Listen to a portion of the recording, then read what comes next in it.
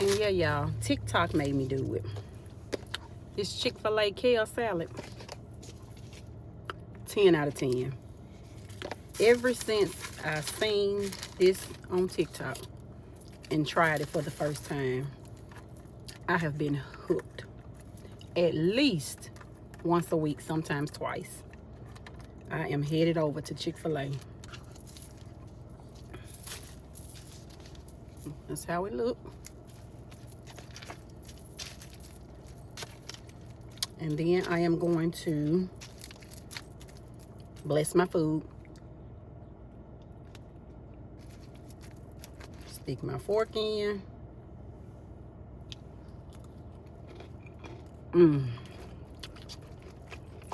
So good.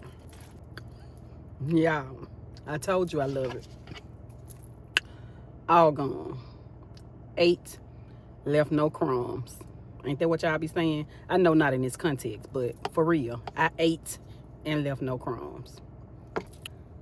The Dragonfruit pineapple lemonade, 10 out of 10. No ice. Go Chick-fil-A.